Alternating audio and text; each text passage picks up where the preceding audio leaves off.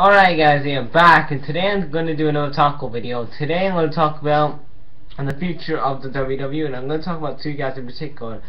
As a wrestling fan, or as a professional wrestling fan, or as a NFL fan, or a NBA fan, us wrestling fans have a lot in common with the NFL and NBA fans, because there's always that one sports person or that one wrestler in their profession that we're always rooting for every single year. We always want to see another fresh face. Like, we want to see, I know a lot of sports fans want to see, after Michael Jordan retired, the next Michael Jordan, like, you know, LeBron James or somebody like that. But like I said, it's the same in wrestling. We always want to see those next future stars in the WWE, and it's been like an addiction, really, to be honest, because we always say that every single year after WrestleMania or after a Royal Rumble. We always say we need new future guys, and we've been saying this for the last probably say 7 years, since 2007 maybe.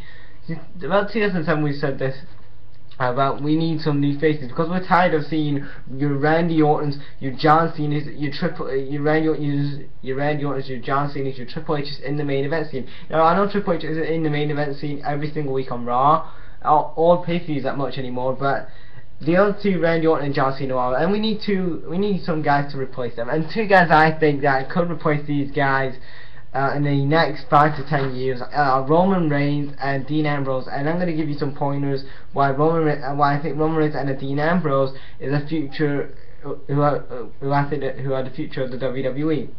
And let's start with Dean Ambrose. Dean Ambrose, his character, his Brian Pillman character is awesome. I really like how he plays that Brian Pillman character, where he's got his crazy ass promos. He's crazy in the fucking ring, and he can wrestle in that ring. He can really tell a story. He can captivate an audience.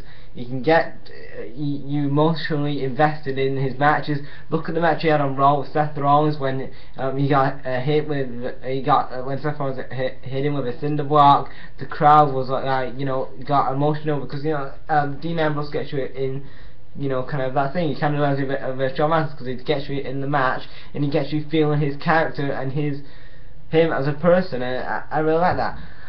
And then you have somebody like Roman Reigns. And I know a lot of YWC and IWC are gonna bash me for saying, all you're saying is only reason why Roman Reigns is going to be the next top guy is because he's related to The Rock. Well, not really, no. I think Roman Reigns doesn't want to be known as, oh, I only got a push because I'm related to the Samoans, and I'm part of The Rock, and I'm part of the Yokozuna, Umaga. I think he really wants to really establish his name in professional wrestling, and he's trying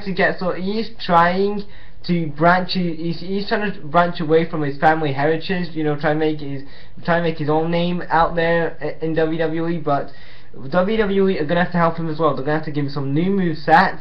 Like, I don't think they're gonna have to tweak every single moveset of Roman Reigns. I do like the DDT outside the ring. I love that move. That's a good move. But just tweak his finisher. Like, let him have two finishers. Don't let him do this to spear all the time. I know it's a cool move, but give him some different finishers. Like, everyone's gonna get bored of spear. And I know a few months ago people were saying, oh, it's the 4 moves of doom, it's John Cena 2.0. How dare people call Roman Reigns, who is a big guy. The WWE love these big guys. He's a big guy. He's not that great on the mic, but you can play him with somebody like a Paul Heyman or somebody else. Put him with a manager like a Vicky Guerrero type character on screen, and he can become a big star in the WWE. And there you go, Bobby Bronco. You've got Roman Reigns as you, and this is how I would put these guys. I would have Dean Ambrose when he comes back with his feud with Seth Rollins. I would have him Red Hot. I would have him win this feud with Seth Rollins, then go on to a Survivor Series, and maybe have a feud, maybe with a Randy Orton, or maybe a Triple H for a Big Four pay-per-view win, or maybe go with Bray Wyatt and have a Bray Wyatt and Dean Ambrose feud, and then you slowly build up Dean Ambrose and also Bray Wyatt at the same time. You build those two guys up, and then come Royal Rumble time, you play before Royal Rumble time, you play the number contenders match. You have Dean Ambrose in there for maybe for the WWE World Title. Then you have, and then this is and then you have him in the title match for the Royal Rumble. Then at the Royal Rumble after this feud, and then Roman Reigns, I would have him keep his momentum. His momentum right now in the WWE is doing, I like how WWE I've really booked Roman Reigns strong these last few months. I'm letting him getting clean wins over Kane and Randy Orton, former world champions like that, and I really like that. Keep letting him beat the big names like your John Cena's. Yes, John Cena, put over Roman Reigns. It will do wonders for the company.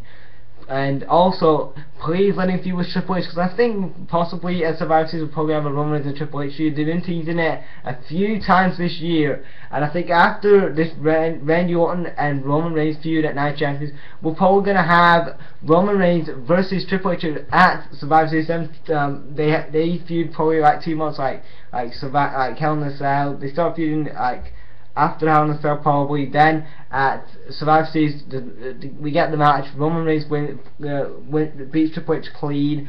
Then at the next pay-per-view TLC, Reigns gets another win over Triple H.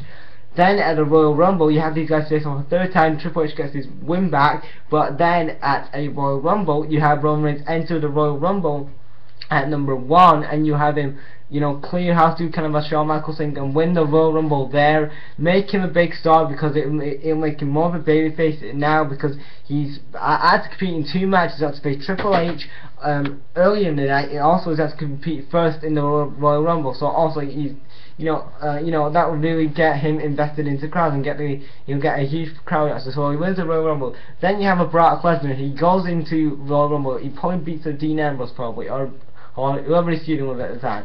He beats them.